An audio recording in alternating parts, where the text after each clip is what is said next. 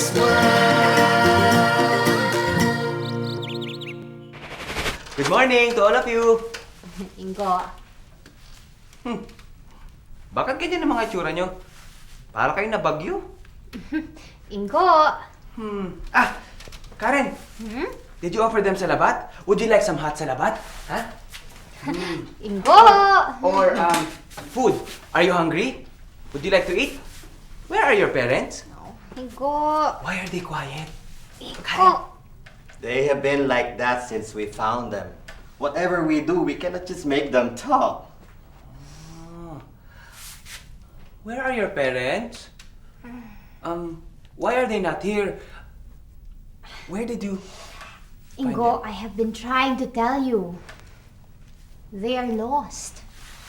We're trying to locate their parents and their other relatives. Our neighbors also offered to help. Karen offered to look after the children while we continue the search. Oh, I would like to help too. Do not worry. You are safe here. All three of you can stay here at our house for as long as it takes. Do you know how to play the guitar? Would you like me to play something for you? I am good, you know. Ingo. I am just trying to cheer them up. They are quiet. Ingo. What is this?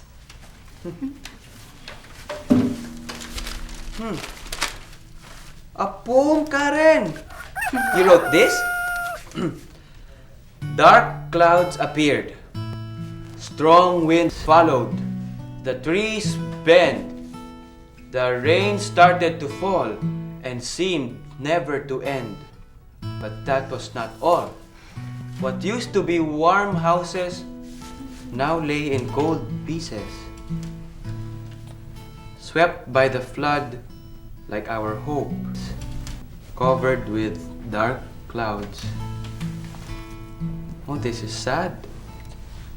The poem is really nice, but sad. Hey! They just told us what happened and what they feel. Yes, through a poem, they have told us that a storm had hit their homes and where they lived. Wow, this is amazing. Sometimes when you cannot say something directly or express your emotions openly, you can use your creative imagination to speak for you. You can do that with poetry? I thought poetry is for describing the beauty around you. Poetry is not only about beauty. Poetry is a creative way of expressing what you feel and think. Whether I am happy or sad? Yes, even when you are angry. You can express everything you feel and think using poetry. How? By describing how you feel or what you think. Put them into words. Arrange them like a poem. We gotta go now. Let's go and continue the search. Okay. Wait. Goodbye, Kuya Laro? thank you. Ano Bye, ka pala? Kapitan. I have an idea. Since they will not talk, they can very well express what they feel and think using poetry. Let us use poetry. What do you think? Huh? Can I use rhyme? Oh, of course. If you want to, you can use rhyme. Now, I'm going to go and get some pencils and paper. Okay?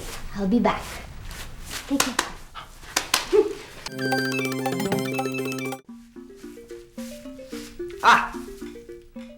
I have a poem. I hope to make it rhyme. But since it is lunchtime, I am going to sit and say, I am done with it. I have a pet spider named Pickle, with 8 legs that tickle, eyes that twinkle. Twinkle. How do I know they twinkle? What are you doing? Reciting a poem, what else? I thought we were using poetry to express thoughts and feelings. Eh, wala na akong maisip na iba eh. Imagine a place that you like. Write about how you feel and think every time you think of a place. Then I can write a poem about that? Of course, but choose your words carefully Why? to help create a mood or feeling. A place, mood, feeling? Choose words that will make your listeners share or understand what you feel or think. Aha. What do I feel? Aha! I woke up this morning thinking I was still dreaming. I stood up smiling, saw the sun shining. I hear the birds chirping. The wind is singing.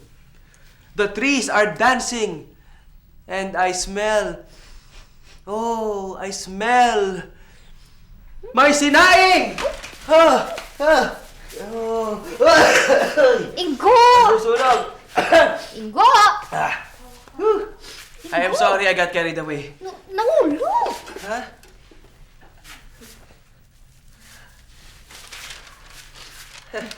This is fun, huh? What are we doing? Ingo! Wait, look! They're laughing! That's what I was trying to signal. What? Signal? Ah, that is a signal. What does it say? Huh? I was sad and lonely when the sky got cloudy and the storm damaged our home. Then I met you, Mr. Funnybone. Now I know, cloudy or sunny, for as long as you are my buddy, I will always be happy. Cloudy or sunny. Mr. Funnybone, this is for me? Looks like you made an impression, Ingo. You are Mr. Funnybone. Funnybone. My bones are funny? Oh, no, Ingo. That means that they find you funny. And that is good. Ah. Thank you. Oh, come on, make them laugh again. No, they're hungry. Later I will make them laugh.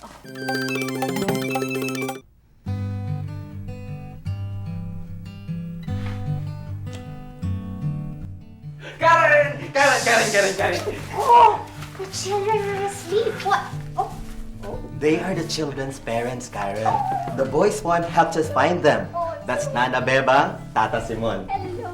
Kapitan said the two of you look after our children. My poor children. Thank you, Karen. Thank you, Ingo. Thank you for looking after our children. Oh, that is no problem. Nanay! Tatay, I thought we would never see you again. We were so afraid. Then Karen and Ingo took us in. Yes, they gave us food and offered their home and made us feel safe. How can we ever thank you, Ingo? Karen? Naku, wala kayong dapat alalahanin, Tata Simon, Nana Bebang. We only did for your children what anybody would do. All children have the right to feel safe and protected. Thank you very much to all of you. Thank you. Oh, you are very much welcome. You are welcome to come and visit us again. Yes. And then we can recite poems. I just hope next time you will recite poems with me. Promise. Promise?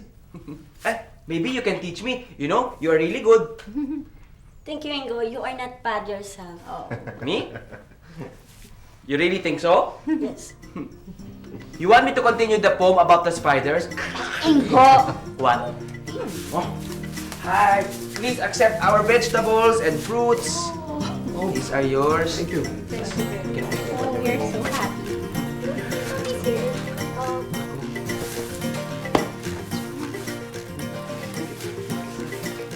Thank you. Bye-bye. Bye! We this world.